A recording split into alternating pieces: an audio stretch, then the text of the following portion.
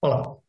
O Maio Laranja alerta para o aumento de casos de abuso sexual de crianças e adolescentes. A data foi criada em função do Dia Nacional de Combate ao Abuso e Exploração Sexual de Crianças e Adolescentes, que acontece todos os dias 18 de maio. Nesse dia, em 1973, Araceli, uma criança de 8 anos, foi assassinada. Os acusados do crime até hoje estão impunes. Vamos conversar com a assistente social Márcia Monte, especialista no enfrentamento à violência doméstica contra crianças e adolescentes na ONG Visão Mundial. Márcia, podemos começar essa conversa falando um pouco sobre a ONG Visão Mundial. São 45 anos, mais de 45 anos de trabalho no combate ao abuso, né? E a exploração sexual de crianças e adolescentes. Como é que se dá o trabalho da ONG Visão Mundial e o que é esta ONG? É. A Visão Mundial, primeiro tudo bom, né? É muito bom estar aqui com vocês, obrigada pelo convite.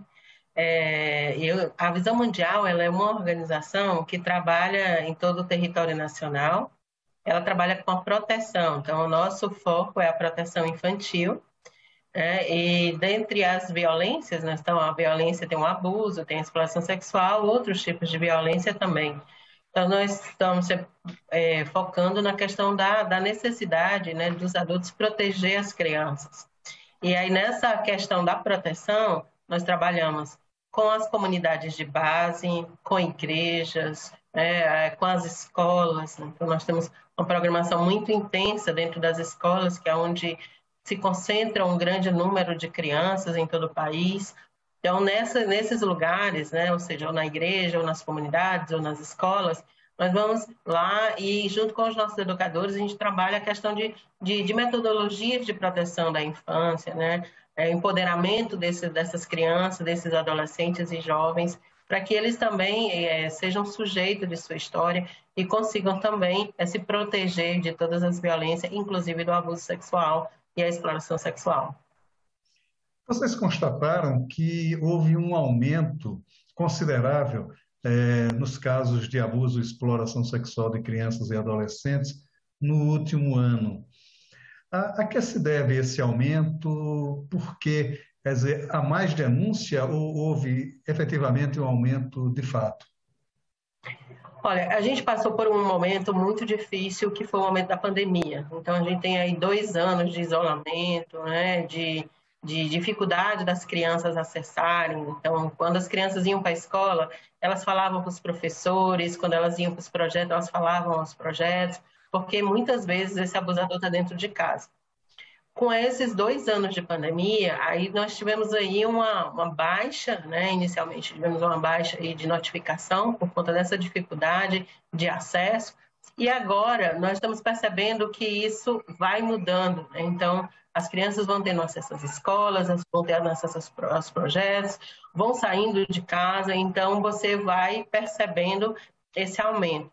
Os dados, eles ainda precisam ser, né, mais estudados, mais esclarecidos, porque eles vêm de muitas fontes, eles vêm de fonte de delegacia, eles vêm de fonte do Conselho Tutelar, do Disque 100, então são bem diversos.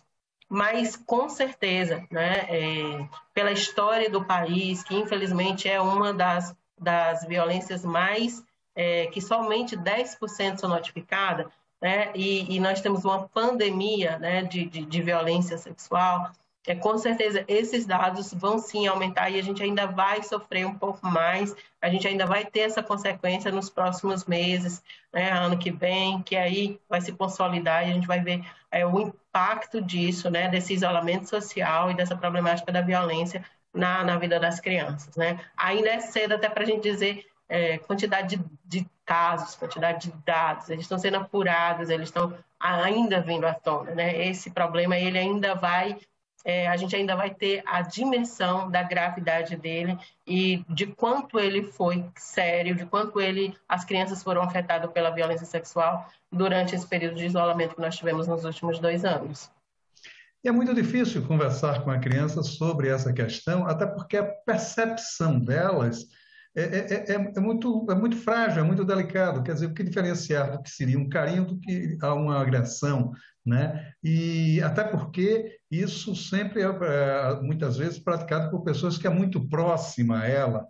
Então, ela há o medo, há está todo digamos assim, embarreiramento, né, para que ela chegue a esse denúncio. Como é que vocês tratam todas essas questões?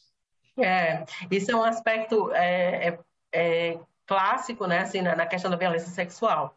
Porque quando o abusador, muitas vezes é o pai, né, é a pessoa próxima, é aquele ente, né, que está dentro da casa, e as crianças começam a ser abusadas muito pequena, então ela não tem, às vezes, clareza de que aquilo é exatamente um abuso, né? Então, quando ela vem conviver com outros, que ela descobre que isso é um abuso, inclusive ela entra em crise.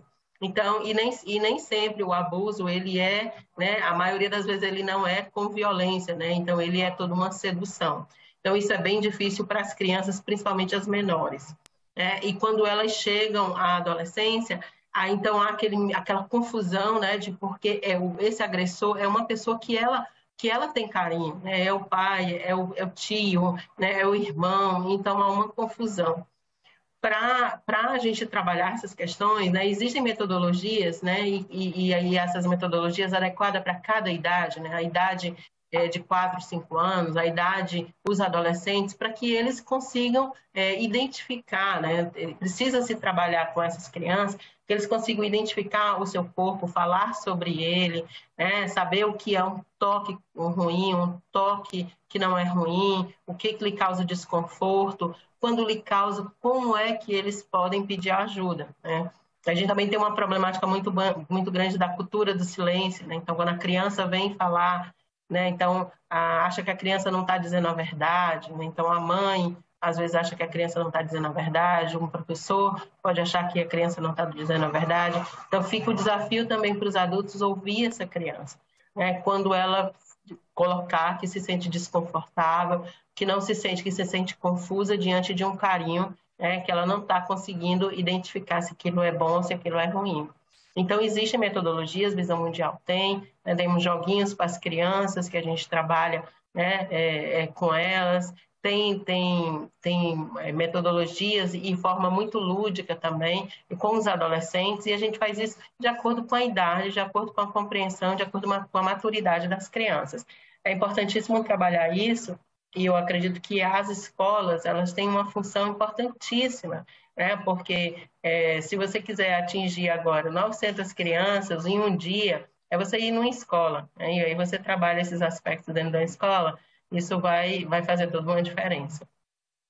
Há também um aspecto que é, de certa forma, até muito cruel, porque às vezes, quando ela percebe que sofreu agressão, que foi vítima dessas agressões, desses abusos, já é tardiamente, quando ela já tem um amadurecimento, né?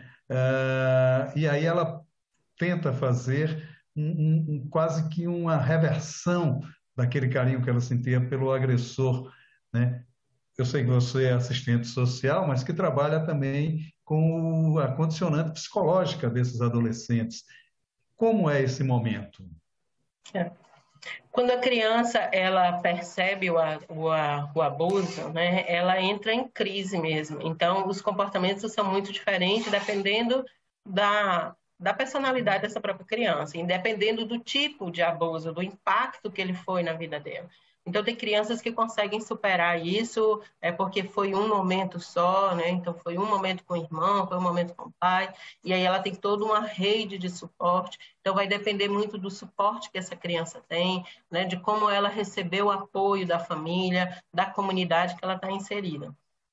Quando ela não tem esse apoio, né, então e ela entra em crise, aí ela tem regressões de comportamento, ser uma criança mais alegre, com boas notas, ela retrocede, ela pode ter a questão da mutilação, né, assim, de se automutilar, ela pode ficar agressiva, então tem outros aspectos que mostram que a criança mudou completamente e que pode ser, né, são sinais de um possível abuso. Nesse caso, com certeza tem uma necessidade de um atendimento para os profissionais de psicologia, né? Porque ela vai ter que ressignificar essa história, vai ter que superar essa dor e essa tortura, que um abuso o sexual ele é uma tortura para a criança, para o adolescente. Então precisa ter uma intervenção profissional, né? E aí de uma equipe multidisciplinar, de assistentes sociais, né? Esse abusador ele precisa ser punido, ele precisa ser responsabilizado. E essa criança ela precisa ser atendida por uma equipe especializada, e isso a equipe de psicologia é um dos profissionais que atendem e que é muito necessário. Agora, você falou que a dificuldade de se conversar com a criança sobre essas questões, mas que a ONG Visão Mundial trabalha de uma maneira lúdica, né, para que elas não se sintam, de certa forma, agredidas. Como é este trabalho? É, nós precisamos abordar essa temática. Essa temática ela não pode ser, né, deixada de lado. Nós temos uma pandemia de várias violências. A violência sexual é uma, né, que está aí, né, entre a quarta mais notificada, mas apenas 10%. Então, ela não é exatamente a quarta, né? Ela vai aí subir. Nós temos, então, esse tipo de violência, ele precisa ser tratado. Só que, se você for tratar com crianças e adolescentes do jeito que a gente está conversando aqui, fica mais difícil para eles entenderem. Então, fica muito técnico, fica muito chato e não chega, né, no coração, na alma, no entendimento. Então, nada melhor do que você usar metodologias lúdicas, né, jogos para os adolescentes, né, que eles levem eles a refletir, que levem a eles a debaterem sobre o tema de forma, né, organizada, com a mediação de profissionais, de professores, né, com o pessoal da saúde mediando, né, para que aquele conhecimento, com aquelas perguntas, com aquelas reflexões dele, ele venha entender a questão do corpo, a questão do toque, a questão da violência, a questão do carinho, né, a questão da sexualidade, então que ele venha entender de forma clara, né, como deve ser. Então, existem jogos, né, que a gente faz que é para isso, que estimula para os adolescentes a reflexão. E com as crianças, né, existem joguinhos, né, de quebra-cabeça do corpo, dela saber que ela precisa cuidar do corpo, que existem partes íntimas que é só dela e que isso precisa estar protegida, e que se ela se sentir desconfortável, ela precisa gritar, ela precisa dizer não. Então, isso tudo é feito com historinha, né? E aí canta música, de uma forma que ele vai entender, não necessariamente tão direto como a gente está falando aqui, mas de forma bem clara, né? Bem precisa, que aí possa dar a essa criança condições para ela entender aquilo ali fácil e que ela possa pedir ajuda quando necessário. Vamos falar um pouco sobre a evolução desses estudos, desses trabalhos. Hoje já há uma consciência maior do adolescente e da criança com relação a isso.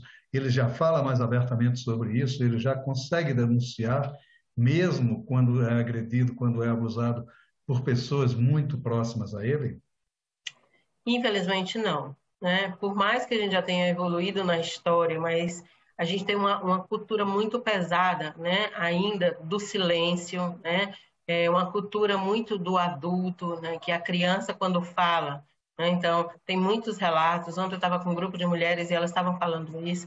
Então, elas dizem, não, olha, isso é mentira, esse menino está mentindo, né? Porque, às vezes, o abusador é aquele homem acima de qualquer suspeita, é o avô que sustenta a família toda, e aí uma criança de 6 anos diz que ele está fazendo isso. Então, há uma cultura assim, de valorização do adulto, né, de percepção da criança como um ser que não sabe de nada. Então, ainda não há, né, essa abertura para as crianças, né? E a gente ainda não entende isso. Isso precisa ser mais falado nas escolas, isso precisa ser falado nos meios como um todo, né? Então, as crianças elas têm uma percepção, e aí eu acho um perigo, né? Às vezes das redes sociais, né? Às vezes não tão clara como deveria, então não há ainda essa difusão. Nós fizemos uma pesquisa recente, né? Que a gente vai lançar no dia 17, e mostra exatamente isso, que o Brasil ele tem leis muito bonitas, ele tem um Estatuto da Criança e do Adolescente que avançou, né? Ele já tem equipamentos de proteção, mas quando chega nas crianças, elas ainda não têm essa clareza. A gente ainda precisa chamar essas crianças, esses adolescentes, para que eles sejam escutados e ouvidos, né? A Visão Mundial, você faz a pesquisa, escuta e ouve as crianças. A gente ainda tem aí que avançar nessa cultura de ouvir os adultos, né? A gente ainda não avançou muito nisso. Ainda é uma cultura muito de adulto. E a cultura da impunidade, né? Nós começamos essa conversa aqui falando do caso emblemático da Araceli, que está há quase 50 anos e os acusados continuam impunes, né? Quer dizer, a justiça hoje ela já responde com mais agilidade ou pelo menos com mais firmeza a esse tipo de abuso? Pois é, na pesquisa que a gente ouviu as crianças, né, as crianças e os pais e os líderes comunitários, eles falam exatamente isso. Tem um sentimento de impunidade ainda na comunidade, né? Então, não é claro o fluxo. A criança que sofre abuso, ela sofre uma verdadeira via sacra, né? Então, ela vai para um lugar, depois ela vai para outro lugar, ela vai para atendimento, ela vai para isso. Então, é um sofrimento que muitas vezes as famílias acabam desistindo desse atendimento. Então, aí acaba essa responsabilização do agressor demorando demais, o que dá uma frustração para a vítima, uma frustração, né, para a família que apoiou essa vítima. Então, esse sentimento de impunidade ainda é muito presente nas comunidades, nas famílias, né? E aí isso causa também uma descrença, né, à notificação. Então, eu notifico por quê? Se não tem impunidade, né? Então ainda há um sentimento de muita impunidade pela demora, né, na ação desses casos. Então os fluxos ainda existem fluxos, mas eles não são claros. Isso é colocado na pesquisa. Existe fluxo, a ação intersetorial de saúde, de educação, do sistema de justiça, do sistema, né, de segurança pública, ainda falta essa intersetorialidade dessas ações. E essa falta de intersetorialidade acaba gerando um sentimento de muita impunidade, né, e de muito descrédito dentro das comunidades. Ainda temos muito que avançar nesse ponto, né? Mas, de certa forma, a abertura para uma discussão em sociedade dessas questões, ela alerta para o escândalo, né? E aí há uma reação. A sociedade hoje me parece mais alerta para essa questão. É o que a pesquisa de vocês, de certa forma, mapeia, consegue mapear, consegue detectar? Na pesquisa nós fizemos, né, para ver como é que a comunidade via as leis, como é que a comunidade via os serviços, como é que a comunidade via a autoproteção das crianças, como é que elas diziam se elas conseguiam participar. Em relação às leis, né, realmente assim, o Brasil ele avançou demais, né? Então nós temos avançado, né? A gente ainda todo ano tem as campanhas, né? A gente fala sobre isso, né? Mas a gente ainda não tem, por exemplo, quando você vai para a cidade, você vê os planos de enfrentamento à violência sexual, né? Você vê que nem todas as cidades têm um plano estabelecido. Se você vai no portal da transparência e você vê qual é o orçamento que se tem para enfrentamento dessa violência, nem sempre é tão claro esse orçamento. Aí essa comunidade ela vai dizer, ó, a gente não entende, né, qual é o membro da comunidade, como é que os adolescentes, as crianças entendem um portal da transparência. Daí você imagina quanto é que o governo tem gasto no enfrentamento à violência, quais são as ações desse governo nesse enfrentamento à violência, como é que ele divulga isso para essa comunidade. Então, o que a comunidade diz é que isso não está tão claro, né? Então, a gente pode até falar, existem campanhas pontuais, mas ainda há uma fragilidade, né, profunda no sentido de clareza do orçamento, clareza das propostas das políticas públicas, né, e uma proposta de intersetorialidade, de organização para uma ação mais efetiva. Então, isso que a pesquisa mostra. Eles ainda apontam essas coisas. Uma lei avançada, mas uma fragilidade na informação do governo, né? Tanto de orçamento quanto de políticas para as comunidades. Quer dizer, a questão da informação que é primordial. Inclusive, é uma coisa curiosa, porque sempre se fala de abuso e exploração sexual da criança, né? A gente sabe que são dois crimes, né? Bem, mas a população me parece que não tem muito esse entendimento. Qual seria a diferença, de maneira assim, didática mesmo, entre abuso e exploração sexual? O abuso sexual é aquela violência sexual que é cometida com as relações familiares, seja ela extrafamiliar, né, aquela comunidade próxima da criança, o bairro, a rua, né? Então, o senhor lá do mercadinho, que tem muita intimidade com a família, que às vezes até vende fiado, né? E tem muita, e às vezes ajuda. Então, esse senhor muito próximo, o tio que mora perto é muito próximo. Então, essas relações extrafamiliares que estão ali, e as relações intrafamiliares, né? O pai que mora, o avô, o tio que mora lá dentro da casa. Então, essas pessoas que fazem parte do círculo ali da criança, mais próximo, a gente chama de abuso sexual. É porque faz parte da confiança da criança. A criança confia nessa pessoa e ela comete, né? Seja homens, seja mulheres, porque mulheres também cometem abuso sexual. Né? Já a exploração sexual, ele envolve a questão da troca, né, ou de dinheiro ou de presente, né? Então a criança ela faz um favor sexual em troca de um presente, em troca de comida, em troca de dinheiro, né? Então ela pode se dar na comunidade também, mas tem essa troca de presente, é um caminhoneiro de uma certa local e que aí troca com as meninas a comida, a roupa, um presente em troca de favores sexuais. Isso só um exemplo, né? Assim, eu citei, mas não é que o caminhoneiro, né? Mas um exemplo só para a gente entender, desde o tráfico, né? De exploração sexual, que aí que é a questão que envolve dinheiro mesmo. Então, a exploração ela está nessa troca de presentes ou recursos, né? O dinheiro mesmo em favor sexual de crianças e adolescentes. Vamos terminar essa entrevista, a gente está se encaminhando mais para o final, com um pouco de esperança. Há uma esperança em que as leis sejam cumpridas de fato, elas são boas, as leis que a gente tem, mas que elas sejam cumpridas de fatos e que essa pandemia, como você mesma chama, né, ela possa ser minorada, pelo menos, ou passe a ser mais combatida de maneira afetiva? Eu tenho muita esperança, né? Porque eu imagino, há 30 anos atrás, né? Um pouco mais de 30 anos atrás, a gente não tinha o Estatuto da Criança e Adolescente. Hoje nós temos, né? Nós não tínhamos delegacias especializadas no enfrentamento à violência sexual de criança e adolescente. Hoje nós temos.